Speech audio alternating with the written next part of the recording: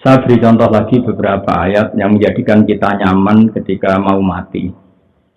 Kita sebagai manusia tentu nggak siap lah. Namanya mati itu kayak ngeri gitu. Tapi betapa gampangnya Islam memandu kita melihat mati itu biasa. Saya meskipun masih muda itu melihat mati itu ya biasa. Karena ketika kita hidup itu dilatih sama Allah. Bahwa kita ini objek. Kita tidak ingin punya mata, tahu-tahu punya mata. Ketika kita lahir tentu kamu nggak tahu kan, nggak ingin kan, nggak ingin lahir tahu-tahu lahir, nggak ingin wujud tahu-tahu wujud, nggak ingin punya mata tahu-tahu punya mata, nggak ingin punya telinga ya tahu-tahu punya telinga, nggak ingin pesek ya tahu-tahu pesek, nggak ingin jelek ya tahu-tahu jelek. Ternyata semuanya kita ini statusnya itu objek. Objek itu ya makhluk diciptakan, bisa melihat dikasih melihat, bisa mendengar dikasih mendengar. Bisa bernapas dikasih bernapas. Artinya saat kita hidup itu sebetulnya objek dari kekuasaan Allah Ta'ala, asarun min asari kudratillah. Nah kalau sama-sama gitu, ketika kita mati itu bedanya apa? Kita ini menjadi janggal dengan kematian karena kita berpikir sebagai subjek, sebagai subjek. Kita bisa menentukan melihat kita bisa menentukan pendengaran kita bisa menentukan kehidupan kita. Karena kita merasa jadi subjek, jadi subjek, jadi pelaku, sehingga ketika mati itu kita mikir, wah kalau mati ngapain kan nggak bisa apa-apa, dihimpit kuburan, terus nggak punya energi, nggak bisa apa-apa, wah ya repot. Ini salahnya kita. Sebetulnya saat kita hidup sekarang pun kita ini objek. Ya karena kita tidak pernah menciptakan mata kita, tahu-tahu punya mata, tidak bisa menciptakan telinga, tahu-tahu punya telinga. Nah di sini pentingnya kita ngaji dengan domir. Domir itu artinya kita ingat Allah. Misalnya Allah ngendikan wajah alalakum sam awal absor wal afidah. Itu kalau kita ngaji secara serius, secara makna ini gini. Wajah alalam gawe sapa Allah. Allah menciptakan lakum manfaat kedua sira kabeh. Allah menciptakan as-sama yang pendengaran. Allah lah yang menciptakan kamu punya pendengaran. Berarti Allah subjek memberi, kita objek diberi. Begitu juga Allah juga yang menciptakan kamu punya penglihatan. Allah juga menciptakan kamu punya rasa, punya hati. Nah, dari cerita-cerita domir itu yang kembali ke Allah. Ternyata semua pelaku ini kembalinya ke Allah, tidak yang lain. Nah, dengan cara berpikir la haula wala quwata illa billah, kita akan terbiasa dengan zaman saya hidup ya diurus Allah, maka nanti setelah kita mati juga diurus Allah. Zaman kita hidup ya objek dari kekuasaan Allah, setelah kita mati ya objek dari kekuasaan Allah. Zaman kita hidup mendapat rahmatnya Allah, insya Allah setelah mati kita juga akan mendapat rahmatnya Allah. Itu cara berpikir wali-wali dulu. Sehingga ketika Umar bin Abdul Aziz mau meninggal, keluarganya nangis semua. Dia tanya, kenapa kalian menangis? Karena engkau mau meninggal. Memangnya kenapa kalau meninggal ya? Memangnya kemana kalau meninggal? Ya kembali ke Allah. Ya malah bagus lah. Kembali ke zat yang arhamur rahimin. Kembali ke zat yang khairul ghafirin. Kembali pada Tuhan yang maha kasih. Kembali ke Tuhan yang rahman rahim. Karena kenangan wali-wali itu hubungannya dengan Allah di dunia itu baik-baik saja. Dan Tuhan yang sama itu yang kita temui di akhirat. Ketika kamu di dunia bisa mendapat kenikmatan yang sebanyak ini, kenapa Anda tidak bisa yakin kalau di akhirat akan dapat kenikmatan sebanyak itu? Toh Tuhannya sama, yaitu Tuhan yang arhamur rahimin.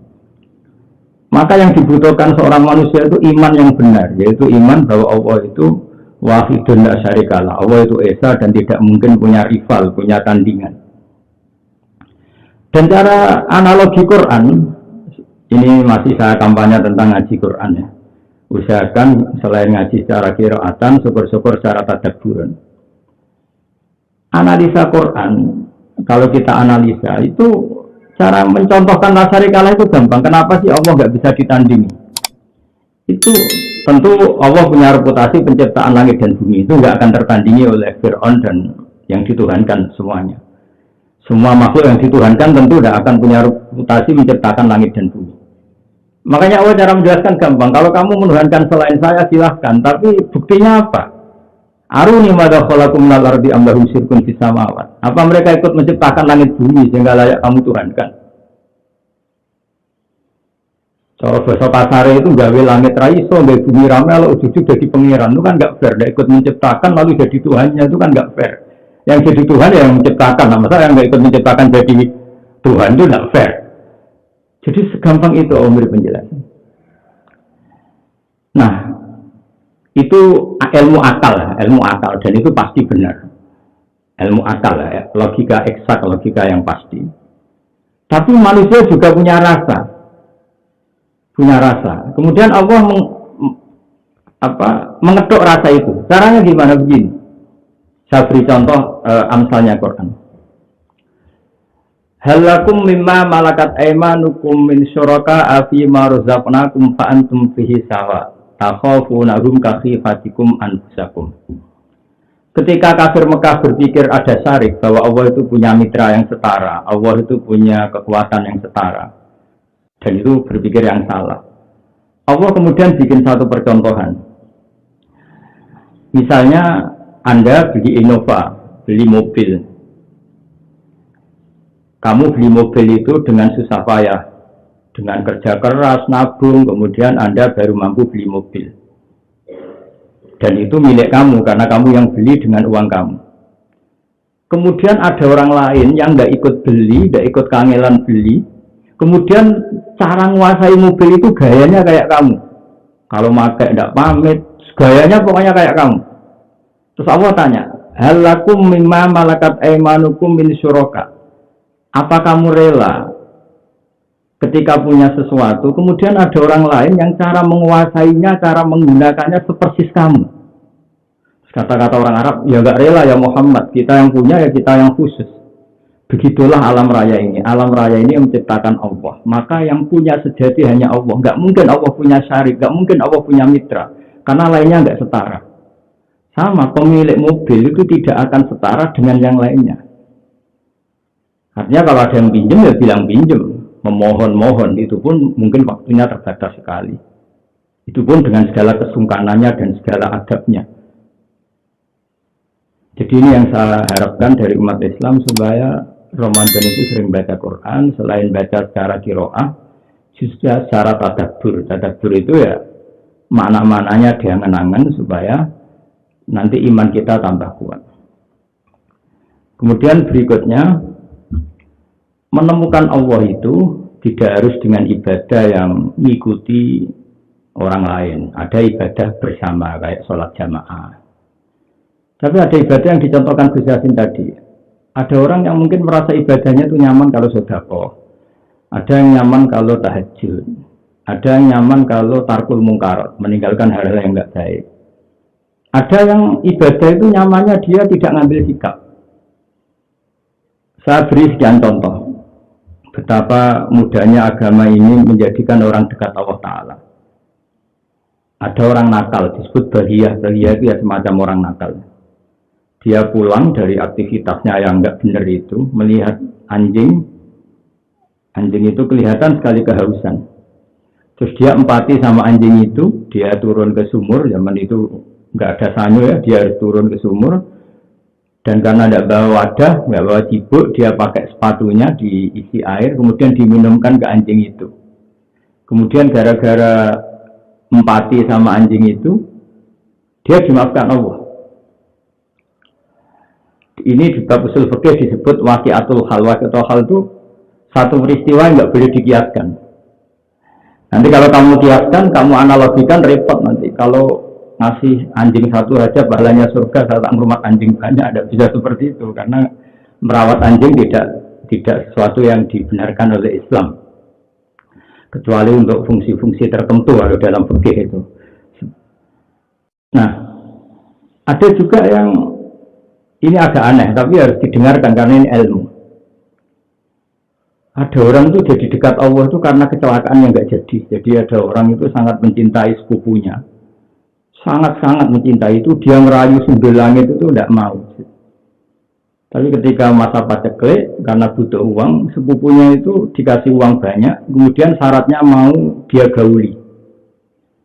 Tapi pas mau dia gauli, diingatkan bahwa ini tidak halal karena ada istri kamu, dia terus tobat, nggak jadi melakukan itu.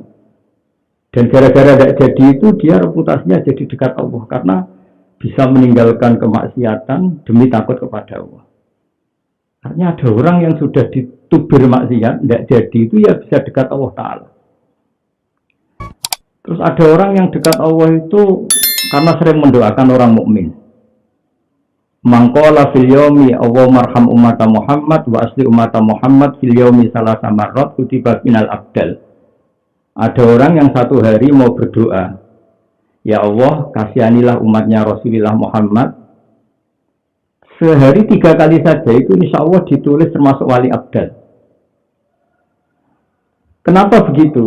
Logikanya gampang begini. Kita ini apapun baiknya ini terbatas. Saya ulang lagi, kita ini apapun baiknya itu terbatas. Yang tidak terbatas itu hanya rahmatnya Allah. Misalnya saya punya uang 1 miliar sampai 2 miliar. Hanya orang berapa yang bisa saya sedekoi dengan uang itu? Tetap terbatas. Apapun banyak tetap terbatas. Tapi kalau rahmatnya Allah tidak terbatas. Maka ketika seseorang minta sama Allah, ya Allah kasihanilah umat Muhammad.